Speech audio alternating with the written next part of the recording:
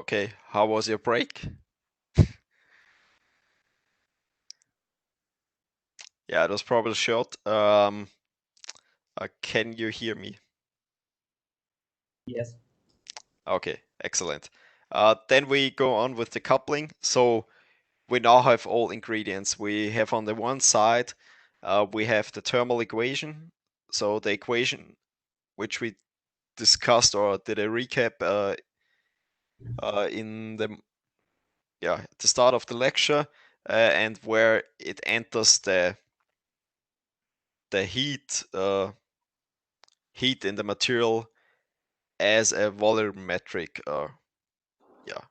source, and this couples the magnetic field into the thermal equation. So all on the next slide we will see how this heat term is derived and how we couple in the magnetic stuff into the thermal equation. So be aware there will be a lot of equations. It's going to be complicated in terms of viewing, but it's simple in terms of the context and how we will assemble it. Okay, a lot of equations. We transform the term again from the time to the frequency domain. We'll see here this is related, so the production of heat in the volume is related to the eddy current, and the eddy currents are now modeled by the multi-harmonic ansatz. So loss or production of heat in the material is related to the eddy currents, and the eddy currents are expressed by the multi-harmonic ansatz. So first equation understood. Everyone got that?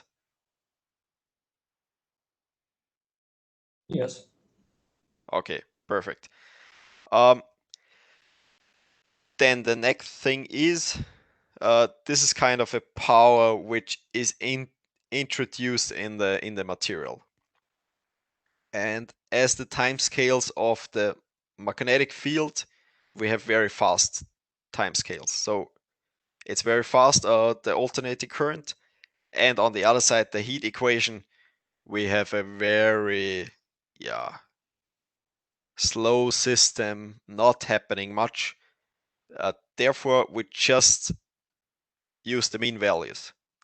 So the mean values of the fast electrodynamic system is transported into the slow and, let's say, boring heat stuff. So how to get the mean values? We just do an integration over the time and we get the mean values. So mean values, we get it by integration over one time period, and these mean values are then applied on our equations. So integration over the time here and get the mean values. Then there are some relations how we can reduce the complexity of the terms. I will not go into detail with that. It's just more an illustration how you end up at the simple source terms. And the mean value of the heating power is then this, and we can further derive it into a series of the Fourier coefficients. So here we have the Fourier coefficients, and that's basically what we end up with. And then, since we have different scales and we have the mean value of the heating power, we can now relate the heat production to the amplitudes of the harmonics. Everyone understood that?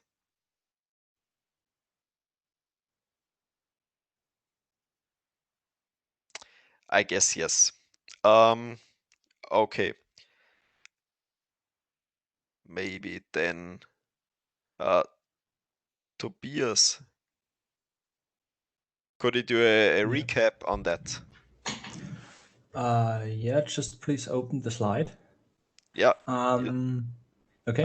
We start probably here. Yeah, okay, thank you.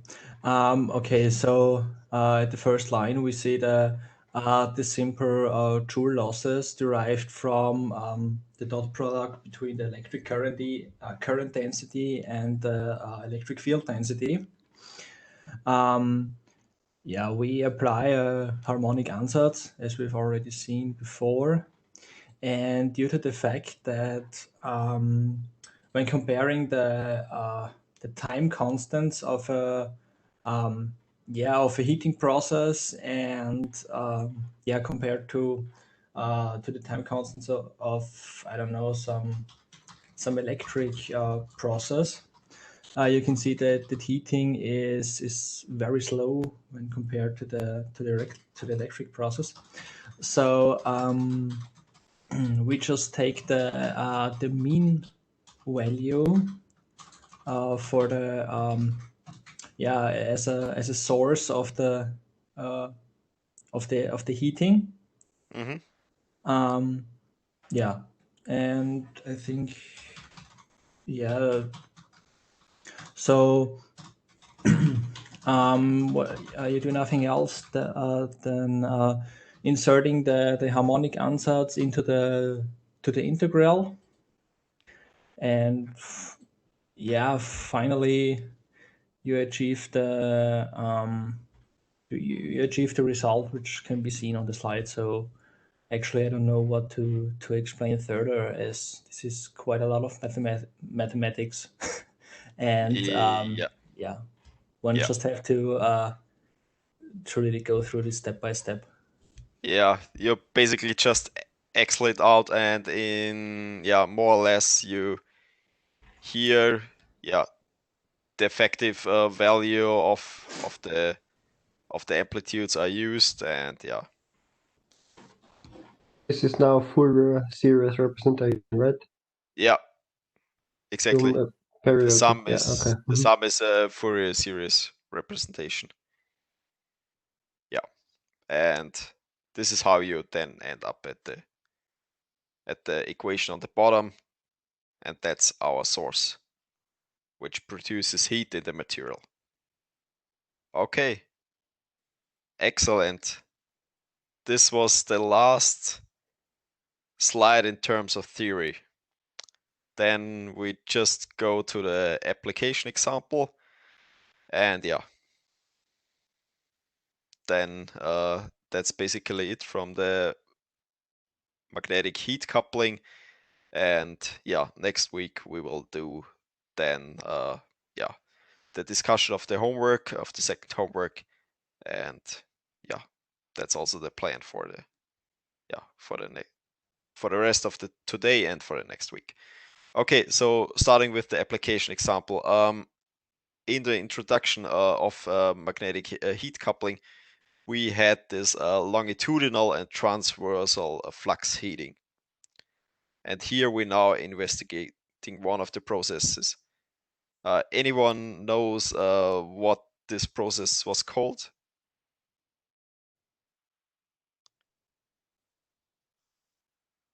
Was it the longitudinal or the transversal? So It was the transversal flux heating. yeah, perfect. I think you also explained it last week. I don't know, but I just switched back in Yeah. the script and took a look. Okay, perfect. Okay, so we have a transversal flux heating process. We would like to heat up a steel sheet with these dimensions. Yeah, probably one of the dimensions is just a sheet. So it's more or less compared infinity, but it's just in terms of the modeling itself. We have here 200 millimeters in the length direction. with an excitation of 5 kiloamperes at 5 kilohertz. So quite a lot of current in the copper windings here, and we have a skin depth of approximately 7 millimeters and an element size of 0.14 millimeters. The application example is also or was also published in a journal paper. I think, I will provide you the link to the journal publication in the Teach Center if you're interested in it. Yeah. Okay, so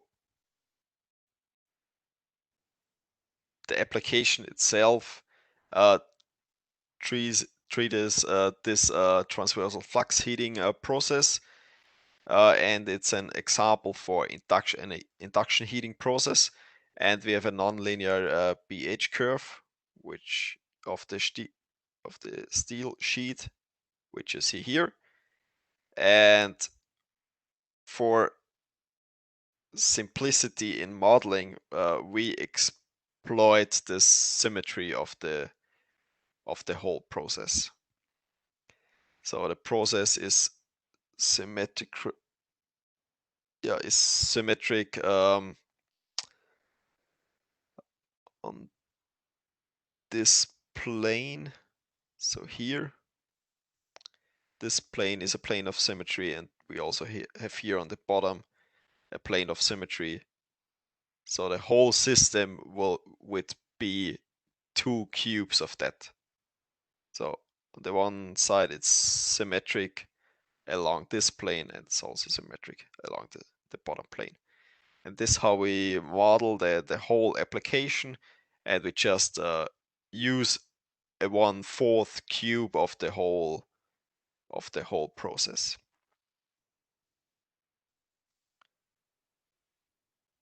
The meshing of the process itself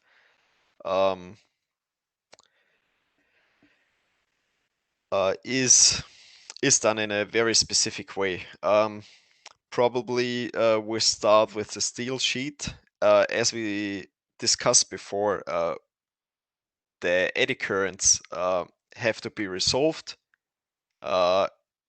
Probably you cannot see this. Is it possible for you to see the meshing of the steel sheet?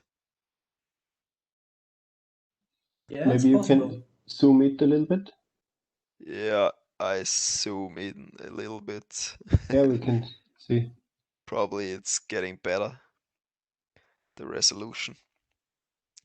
Yeah, okay. The elements are quite long because in the steel sheet direction there is not happening much.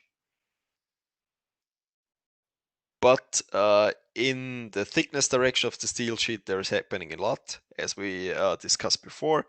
We have these eddy currents and stuff like this, and we have to resolve it, and they are resolved in the green domain there. And on the other hand, we have the air. So we have air surrounding the steel sheet, and the air, there is not happening much in the air domain. This is why we modeled it by tetrahedral cubes there, and very large elements, but it's sufficient since in the air domain there is not happening very much. And we also used, you can see here's an element entering from the air domain. We also used non-conforming interfaces. Did Manfred discuss the non-conforming interfaces with you already?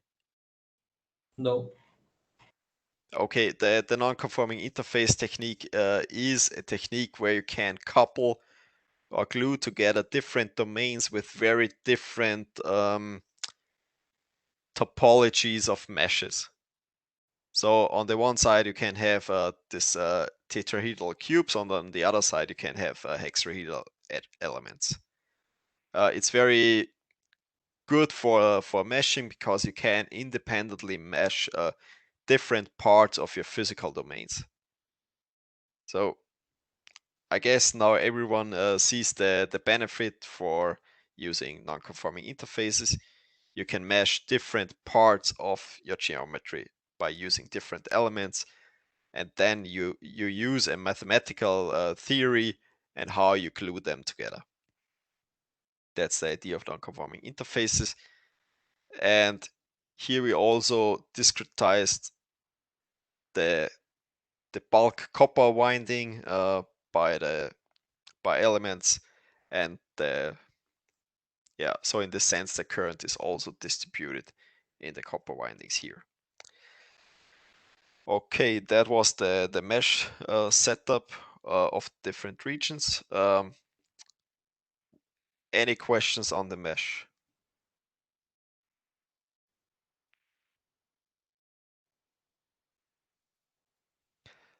Okay, if it is not the case, we go on with the results. The results now concentrate on the distribution of the flux density in the sheet material. So we did a transient analysis, which is the green dashed line. And as we discussed before, if we would just do a simple harmonic consideration, that we just use one harmonic for our simulation, then we obtain a pure sinusoidal curve, which is the solution. Okay, this means if we do the multi-harmonic theory and we just use one, and if we just use one harmonic, then we the multi-harmonic theory degenerates in the just simple harmonic theory, and that's the solution. But with increasing numbers of harmonics, the solution converges towards the transient computation, and this is also shown here. For using 3 harmonics, we also reduce the error in this section a little bit. Here we gain a little bit more error as for the first harmonic, but overall in an energetic setting, we converge for adding higher harmonics. And this can also be derived in terms of the Joule losses. So regarding the Joule losses which are introduced in our material, and when we compare it to the transient simulation, we see that the relative error of the Joule losses decreases regarding the number of multi-harmonic functions we use. And also from a computational time perspective, it's about 7 times faster than the transient simulation, which is very impressive. And Klaus did a very good job when implementing it. It was very nice having it now in the OpenCFS. Do you have any questions on the calculation example?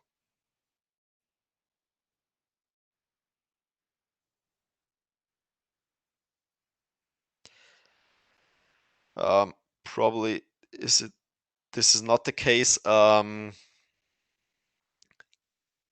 Would you like to see an illustration of the temperature field? If it is the case, because I know we have it, I will ask Klaus that he provides me for this example how the temperature field looks then in the steel sheet, because I think it's interesting, and We didn't cover it in the example yet, but I will provide you a slide with the distribution of the temperature next week. Okay. Do you have any further questions on the homework examples?